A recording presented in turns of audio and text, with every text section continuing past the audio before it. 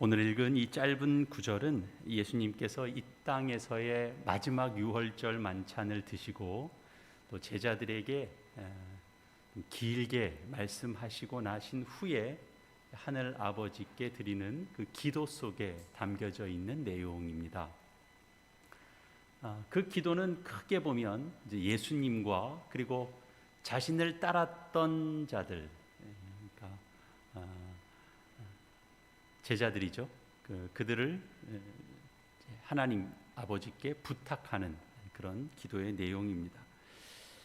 고난으로 일관했던 그 생애 가운데 가장 큰 고난 십자가를 바로 목전에 두시고 세상에 남겨지는 제자들, 아직도 그 연약한 이들을 위해서 아버지께 부탁하는 기도입니다. 제자들은 세상에 남겨지는 것이지만 그것은 달리 말하면 세상에 보내지는 것입니다. 세상으로 보내짐을 받는 제자들을 향한 그 예수님의 뜻이 오늘 이 본문 이 한 절 속에 그대로 담겨져 있습니다. 아버지여, 아버지께서 내 안에 내가 아버지 안에 있는 것 같이 그들도 다 하나가 되어 우리 안에 있게 하사 세상으로 아버지께서 나를 보내신 것을 믿게 하옵소서. 예수님께서 육신을 입고 이 땅에 오신 이유가 뭡니까? 죄로 갈라져 있던 바로 하나님과 우리 사이를 하나로 이어주시기 위함입니다. 하나님과 또 우리 사이가 하나가 되었다라고 하는 것은 무슨 의미입니까? 가족이 됐다, 그 의미죠. 하나님과 우리가 가족이 됐다라는 것입니다. 이제 하나가 된다라고 하는 것은 대단히 중요한 이 성경 안에서의 주제입니다. 예수님께서 세상을 떠나시기 전에 유언과 같은 기도를 드리시면서 우리가 하나 되기를 바라신다라고 하는 기도를 반복해서 하십니다. 오늘 본문 앞서서도 11절에도 있었고요. 그리고 또 오늘 본문 이후에도 22절, 23절 계속 동일한 내용이 이제 반복됩니다. 이 기도를 드리실 때가 십자가에 못 박혀 돌아가시기 전날 밤이라면 그리고 그때를 아시는 주님이시기 때문에 이 상황에서 더 절실하고 더 어떤 긴박한 기도를 할 수도 있었을 것 같은데 실제로는 이 기도에 담긴 내용이 가장 절실하고 가장 중요했던 것입니다. 우리 신앙은 어떤 인격 없는 법칙, 어떤 원리 이런 것들을 받아들이는 그런 신앙이나 종교가 아닙니다. 기독교는 인격을 가지신 그 하나님을 믿는 신앙입니다. 우리가 시작한 게 아니고요.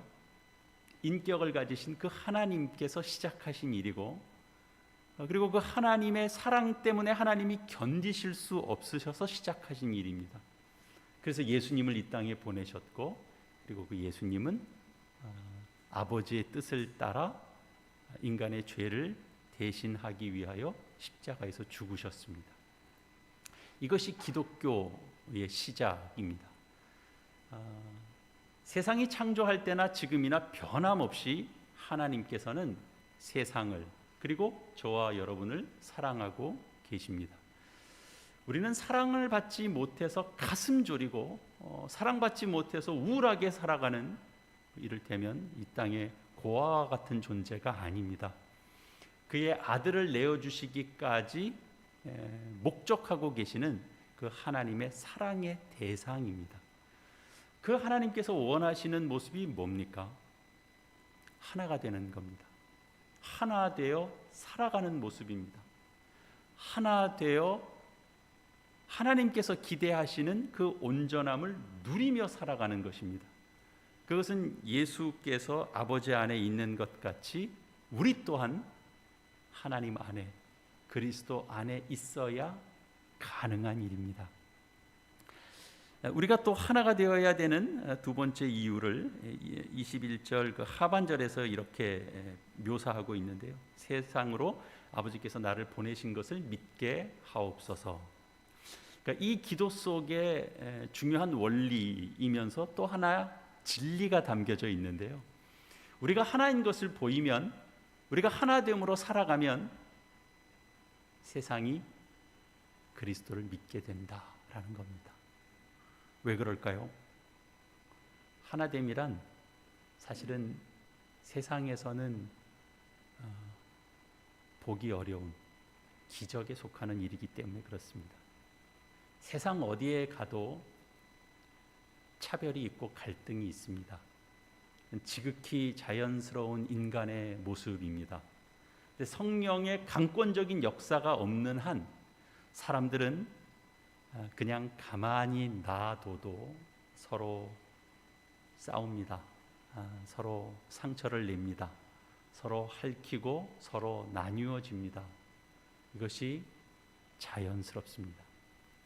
그러나 당연히 차별이 있고 갈등이 있어야 되는 사람들끼리인데 그들이 함께 모여서 삶을 함께 나누는데 그것이 나뉘어지지 않고 그리고 하나 되는 어떤 모습을 보이며 살아갈 때 세상은 그 중심에 예수 그리스도가 있음을 알고 그리스도를 믿게 된다라는 사실입니다. 그리고 하나님은 바로 너희가 그런 교회를 이루며 살아라 그렇게 명령하십니다. 여러분은 우리 교회가 어떤 교회가 되기를 바라십니까? 지금보다 더 능력적인 교회가 되시기를 바랍니까? 나쁜 것 아닙니다. 좋은 것입니다. 교회는 능력적이어야 합니다. 그러나 성경이 이보다 더 중요하게 강조하는 바는 하나됨입니다. 가난하다는 것 또는 드러내고 싶지 않은 어떤 과거를 가졌다는 것 그런 것들이 문제가 되지 않고 함께 어울려 하나가 될 수 있는 그런 믿음의 공동체 교회가 되어야 된다 그렇게 말씀합니다. 교회는 어디서도 쉼을 얻지 못하고 때로는 따돌림과 정죄가 일상이 되었던 이들조차도 그래서 무엇에든지 그들이 두려워하지 않고 평안 속에서 들어와 예배하고 그리고 하나님을 만나고 하나님과 교제할 수 있는 교회 그런 교회가 되어야 된다라고 가르치며 그 간절함 속에서 예수님이 기도하시는 거죠. 그런데 이 하나됨이 복된 것인 줄 알지만 우리가 다 누리지 못하는 것 중에는 이 분명히 하나됨을 방해하는 요소가 존재하기 때문입니다. 자연스럽지 않고 늘 방해가 있고 공격이 있고 애써 쌓아놓은 하나됨을 또 깨트리게 되는 어떤 일들이 있습니다. 우리 고린도전서 말씀 한 곳 좀 찾아보겠습니다.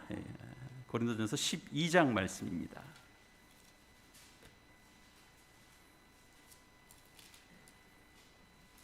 고린도전서 12장 신약성경 278페이지입니다. 고린도전서 12장 12절부터 몇 절 좀 읽어 내려가 보겠습니다. 이 고린도 교회 교인들이 사실은 교회가 세워지고 나서 좀 그 걱정되는 그런 분열이 있었습니다. 싸움이 있었습니다. 그 소식을 듣고 이제 사도 바울이 교훈하는 내용이 바로 이 본문 내용이 되는데요. 우선 12절 말씀 보시면 몸은 하나인데 많은 지체가 있고 몸의 지체가 많으나 한 몸인과 같이 그리스도도 그러하니라. 15절 만일 발이 이르되 나는 손이 아니니 몸에 붙지 아니하였다 할지라도 이로써 몸에 붙지 아니한 것이 아니요 또 귀가 이르되 나는 눈이 아니니 몸에 붙지 아니하였다 할지라도 이로써 몸에 붙지 아니한 것이 아니니 만일 온 몸이 눈이면 듣는 곳은 어디며 온 몸이 듣는 곳이면 냄새 맡는 곳은 어디냐. 21절 보시면 눈이 손더러 내가 너를 쓸데없다 하거나 또한 머리가 발더러 내가 너를 쓸데없다 하지 못하리라. 27절입니다. 너희는 그리스도의 몸이요 지체의 각 부분이라. 이 말씀 속에 뭐 전체적으로 다 읽은 것이 아니고 이제 부분 저희가 읽었습니다만 그 내용이 결국은 이 전체적인 내용이 핵심이 됩니다. 사도 바울이 전하고 있는 내용 속에 너희가 하나 되지 못하는 이유 중에 열등감과 우월감을 지적하고 있습니다. 우리는 보통 사람들 사이에서 이렇게 알력이 있을 때 교만한 자를 비난합니다. 교만이 사람을 무시하고 또 누군가에게 아픔을 주었다, 우리가 이렇게 생각하게 되죠. 사도 바울이 지금 그 고린도 교회에 전하는 내용을 들어보면 그 접근이 우리 보통과는 좀 다릅니다. 물론 이제 21절 말씀에서 교만한 자를 꾸짖습니다. 그러나 그 전에 어떻게 이제 말을 시작하느냐 하면 열등감에 사로잡힌 자들부터 먼저 이야기를 합니다. 15절에도 보면 자신이 발에 해당한다고 생각하는 자들이 자신이 손이 아니니까 몸에 붙지 않은 자라고 불평합니다. 16절에 보면 자신이 귀에 해당한다라고 생각하는 사람은 자신이 눈이 아니니까 몸에 붙어 있지 않다라고 생각합니다. 이거 다 뭐냐 하면 불평의 소리입니다. 보통 발보다는 손이, 뭐 일반적으로는 뭐 귀보다는 눈이 더 이렇게 더 소중하다, 이렇게 생각할 수 있습니다. 근데 그 몸에 붙지 않았다라는 게 뭡니까? 근데 이 몸에 붙지 않았다라는 이런 표현은 결국은 바울이 뭘 얘기를 하고 싶으냐면 이런 생각을 몸에 붙지 않았다라는 생각을 가지면서 소속 의식이 없는 겁니다.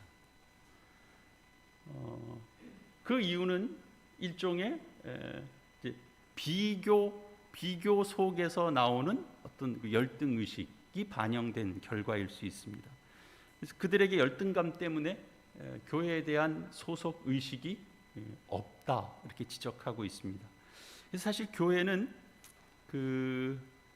세우는 일보다 사실은 허무는 일들 속에서 굉장히 어려움을 겪는 일들이 많죠. 그래서 교회에 싸움이 일어나곤 합니다. 사실 열등감이라고 하는 것은 겉으로는 크게 부각되지 않지만 사실은 문제를 일으킵니다.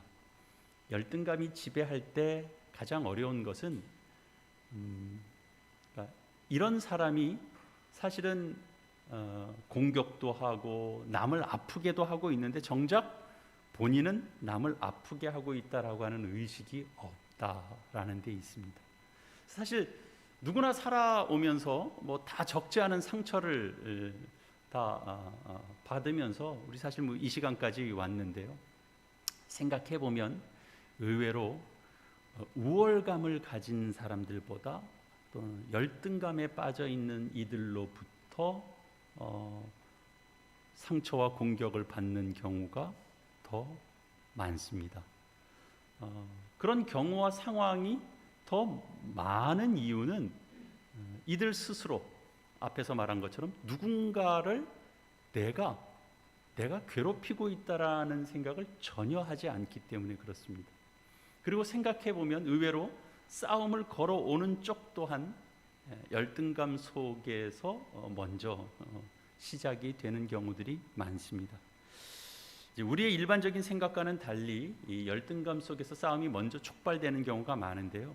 성경 말씀을 보면 이 분쟁의 원인을 교만보다 열등감을 먼저 지적하면서 꾸짖기도 하고 명령도 하는 대목을 보게 됩니다. 이런 식인데요. 제가 읽어드리겠습니다.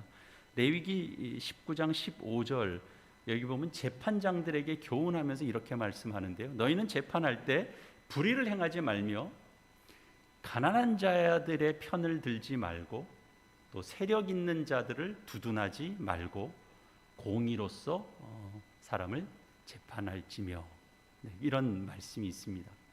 물론 세력 있는 자라고 봐주지 말라고 분명히 말씀합니다. 하지만 그보다 앞서서 어떻게 말씀합니까?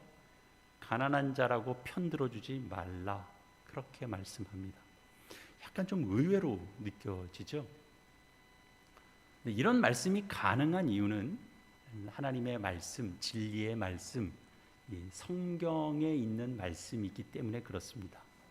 그 말은 무슨 말이냐면 성경은 이 땅의 삶에서만 적용되고 끝날 내용이 아닙니다.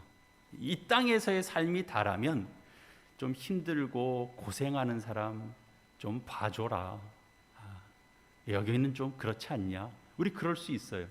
그러나 성경 말씀은 이 땅의 삶이 끝이 아니고 죽음 이후에 그 영생의 삶을 책임지고 그 삶을 이 땅에서 미리 말씀하고 그 세계를 보여주고 있는 말씀이기 때문에 우리가 뭐 가난하건 부하건 열등하건 우월하건 그건 하나님 보시기에는 다 같습니다. 똑같습니다. 아무것도 아닙니다.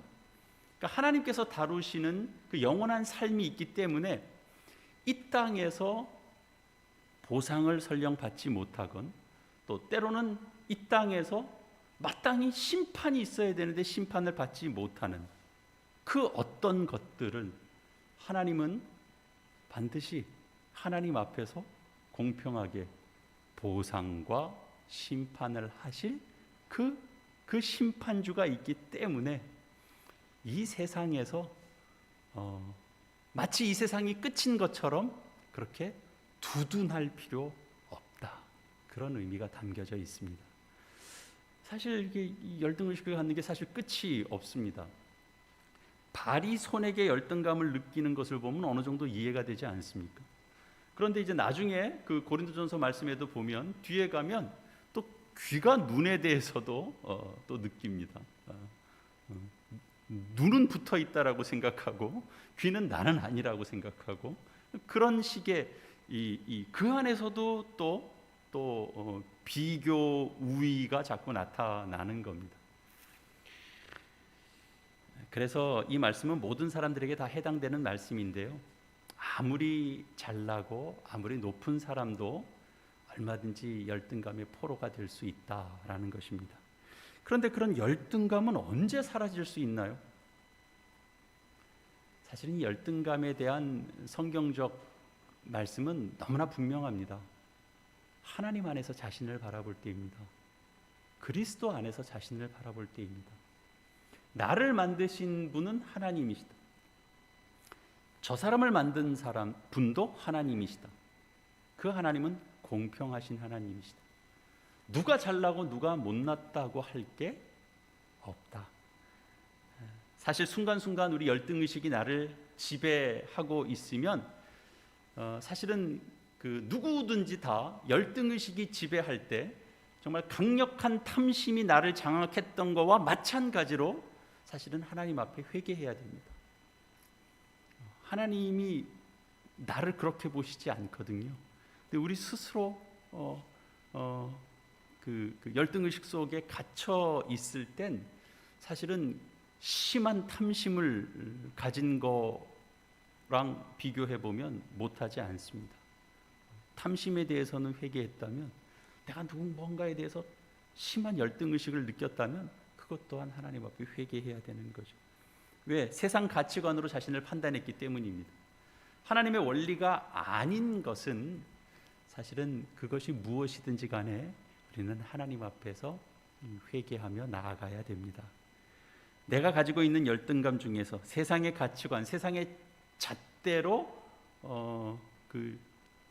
재지 않은 것이 무엇이 있겠습니까?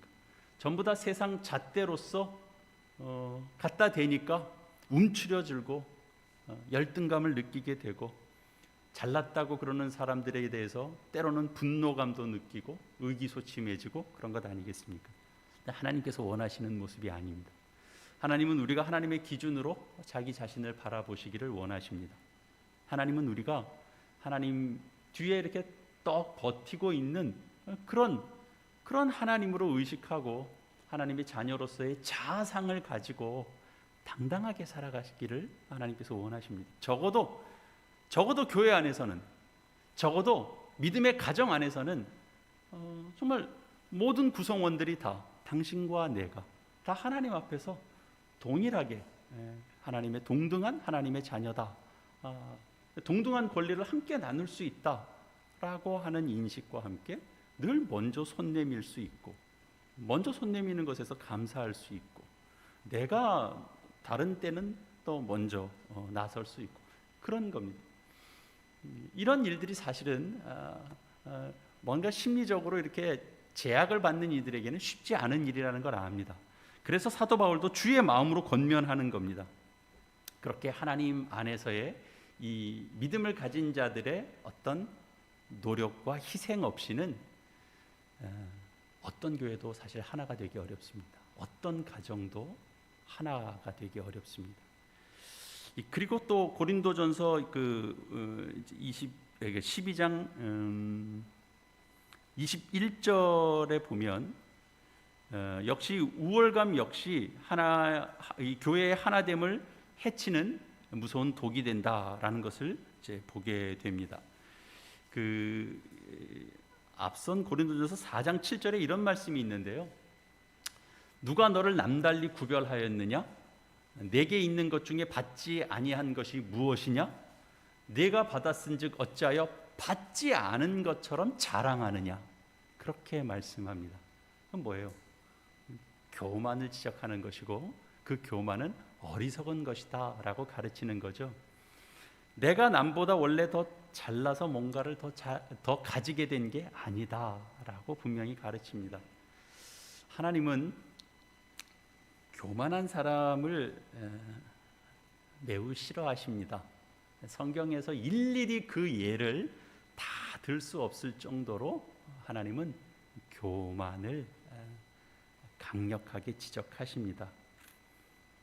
나의 사회적인 지위, 어떤 나의 재능, 나의 재물, 나의 학벌, 또는 나의 건강, 또 어떤 가족 구성원, 내가 가지고 있는 어떤 진취적인 기질, 내가 가진 비전, 이런 거 다 하나님이 주신 겁니다.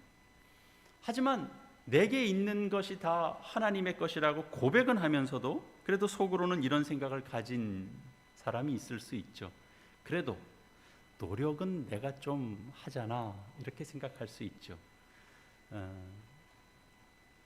남이 잠잘 때 나는 일을 했고, 또 남이 놀 때 또 나 일을 찾아서 했다. 내가 가진 노력은 그래도 내가 좀 자랑할 만하지 않는가, 그런 생각을 할 수 있습니다.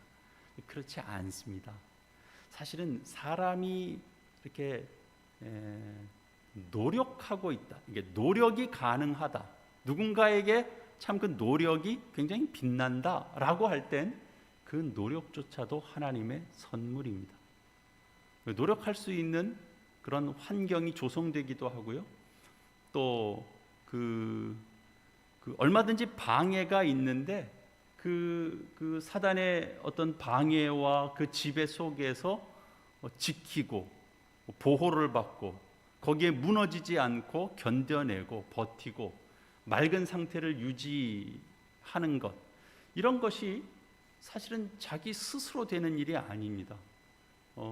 중간에 또 버티고 있는데 또 다른 일이 안 생겨야 됩니다. 그 마음을 자꾸 지켜가고 고쳐나가고 꿈도 꾸고 야심도 가지고 이런 것 다 하나님이 주시는 겁니다. 하나님께서 그들 마음속에서 그 모든 어떤 그 노력을 하고 싶은 것, 내가 버티려고 하는 의지, 이런 것들을 거두어가면 아무리 노력하면서 살려고 발버둥 쳐도 소용이 없습니다. 노력이 되지를 않습니다. 그 안타까운 경험, 우리들 가운데서도 경험이 있으실 것입니다. 세상에 정말 일 열심만큼은 내가 누구에게도 뒤지지 않는다라고 하는 사람도 어느 날 어느 순간에는 아무것도 하기 싫었다, 내가 정말 눈 뜨고 손 하나 까딱하기 싫더라 라고 고백하는 일들이 있습니다. 어떻게 일어납니까? 하나님이 일으키는 은혜를 주지 않으면 노력이라는 것도 사람의 기질과 품성에 따라서 만들어지는 것이 아닙니다. 그러면 우리가 하나 되기 위해서 우리 각자가 가지고 살아야 되는 어떤 자아상 같은 것이 있을 수 있겠는데요. 그것이 어떤 것일까 한번 생각을 해보면 언뜻 생각나는 것이 예수님께서 예루살렘에 입성하실 때 그 태웠던 나귀 새끼가 생각이 납니다. 사람들이 그 나귀 새끼를 타신 예수님을 보면서 환호했습니다. 그 우쭐한 마음이 있었으면 어땠을까요? 뻗팅기고 우쭐한 마음이 있었으면 예수님께서는 바로 그 나귀에서 내리셨을 겁니다. 때로는 우리가 어떤 일에 칭찬을 얻기도 합니다. 환호를 받기도 합니다. 그런 것들은 다 하나님이 받으실 칭찬입니다. 우리가 그 구분이 사실 늘 어려운데요. 우리가 신앙이 자꾸 성장하고 깊어지면 그 구분을 할 줄 알게 됩니다. 하나님께서 우리를 높여주실 때는 우리가 고개를 쳐들면 안 되고, 그러면 하나님이 사용 안 하시죠. 우리에게는 그 하나님께 그 은혜를 돌리고 감사하는 삶의 태도가 필요합니다. 반면에 그 나귀가 나는 아무짝에도 쓸모가 없는 존재라고 생각하고 끝까지 예수님 태우기를 거부하고 나가지 않고 그러면 어떻게 하겠습니까? 그때도 예수님은 내리십니다. 그 나귀를 사용할 수 없습니다. 그때는 그것을 겸손이라고 얘기하지 않습니다. 우리는 다 이 실수를 합니다. 일을 하다 말고 자신에게 실망해서 그냥 주저앉아 버리기도 합니다. 하지만 꼭 기억해야 되죠. 낙심 또한 교만과 똑같은 죄다라는 사실입니다. 둘 다 똑같이 내 인생은 내 힘으로 살아간다라고 하는 그 속성이 그 속에 다 담겨져 있는 겁니다. 낙심한 사람은 위로도 물론 필요하겠습니다만 사실은 성경적으로 보자면 낙심한 자는 위로보다 더 우선해야 되는 것이 주 앞에 회개하는 자리로 나아가야 됩니다. 주님, 제가 또 이 상황에서 제가 또 여지없이 낙심해버리고 마네요. 지난번엔 안 그러기로 내 마음에 다짐했는데 비슷한 상황이 만나니까 또 아무것도 하기 싫어져 버렸습니다. 하나님, 제 이런 낙심을 또 하나님 앞에 내어놓습니다. 우리 이렇게 나아갈 수 있어야 되는 겁니다. 위로 받아야 되죠. 그러나 그 자가 느끼는 것은 하나님 앞에 나아가야 되는 겁니다. 교회가 하나 될 수 있는 또 그 두 번째 그 원인으로 그 우월감을 가진 자들 역시도 그 우월감이라고 하는 것이 이 세상이 준 어리석음이다라는 것을 알고 하나님 앞에 회개하며 나아가야죠. 겸손하게 다른 형제들을 섬기며 나아가야 되는 거죠. 제가 그 수요일 목요일 우리 동기 목사님 몇 분과 함께 강원도 철원에서 좀 맑은 공기 쐬고 또 좋은 이야기 나누고 또 함께 기도하는 시간 갖고 그리고 돌아왔습니다. 그 시간 함께 하면서 교회 얘기도 서로 많이 나누기도 하고요. 그 속에서 그런 시간들을 가지면서 제가 깨닫게 된 것이 내 속에 대단한 열등의식이 있구나. 내 속에 대단한 우월의식이 있구나. 두 가지 다 있구나. 네, 그런 생각이 들었습니다. 하나됨을 더 이끌어가고 또 주도하기 위해서 먼저 내가 내 안에 있는 열등의식, 내 안에 있는 우월감, 이런 것들을 다 하나님 앞에 회개하며 나아가고 또 교회 앞에서도 우리 그렇게 하나 되며 나아가자라는 것 우리 함께 권면하며 나아가야 되겠구나, 그런 생각들을 해보게 됐습니다. 예수님께서 이 중요한 때 왜 이 하나됨의 기도를 드리시게 됐을까? 주님의 심정은 도대체 어떤 것이었을까? 도대체 지금 이 세상에서 힘들고 어렵고 물질적으로 궁핍해서 어렵고 죄짓게 되고 가정의 어려움을 겪고 수치심도 겪고, 그리고 지쳐 있는 사람이 도대체 어디서 쉴 수 있을까? 너희들이 나아가서 이 믿음의 공동체, 사랑의 공동체를 이루지 않으면 나는 내일 십자가에 죽게 될 텐데, 세상에 쓰러져 가는 이들이 도대체 어디서 위로를 얻으면서 살 수 있을까? 그들이 어디서 당당하게 자신의 모습을 되찾으면서 그 쉼을 얻을 수 있을까? 주님은 너희가 그런 교회를 이루어야 되지 않겠느냐라는 심정을 가지고 있었던 겁니다. 그 기도를 하늘 아버지께 드리는 거죠. 도대체 자기만 잘났다고, 세상이 오직 내 중심으로 돌아가고 있다라고 여기는 이들도 세상 어디서에서 벗을 만나야 될 것 아닙니까? 그들과 누가 벗이 되겠습니까? 교회가 맞아 드릴 수 있어야 되죠. 벗이 될 수 있어야 되죠. 하나됨이 단번에 이루어지지 않습니다. 열등의식을 가진 이들도 먼저 나서야 되고, 또 상처받을 것 알지만 또 스스로 내 모습을 보여야 되고, 또 내가 스스로 좀 잘났다라고 여겼던 사람들이 그 무지를 부끄러워하며 섬기는 자세로 나아가야 합니다. 그런 교회의 모습을 이렇게 기도하게 됐습니다. 우리 모두가 갖는 어떤 과제이고 숙제일 것입니다. 하나님 앞에 또 우리가 정말 각자가 생각해 보면 내가 드릴 수 있는 기도의 모습들이 조금씩 다 다를 것이라고 생각합니다. 그러나 목표는 하나입니다. 내가 가진 것이 깎이기도 하고 채워지기도 하고, 또 동일하게 채워져서 이렇게 하나됨의 목표를 향해서 나아가서 우리가 사실 모든 이들을 함께 품고 이렇게 기도하며 나아갈 수 있는 믿음의 공동체가 되어야 된다라는 것입니다. 우리 교회가 그런 하나됨의 모습을 보이는 교회가 돼서 결국 하나님께서 먼저 기뻐하시고, 그리고 우리가 앞에서 확인했던 것처럼 세상 사람들이 교회 공동체를 이루고 있는 그 모습을 보면서 저기에 삶의 평안이 있구나, 그곳에 삶의 소망이 있구나, 교회 공동체 안에서 살아가는 삶의 모습 속에 사람들의 그 인생의 기적이 거기서 일어날 수 있구나를 우리 함께 증언할 수 있는 우리 모두가 될 수 있기를 이 말씀으로 축원합니다. 기도하시겠습니다. 우리 시간 함께 주의 말씀과 함께 조화를 이루는 우리의 삶이 되기 위하여 주님 앞에 또 결심과 결단하는 기도를 함께 드리겠습니다. 주님,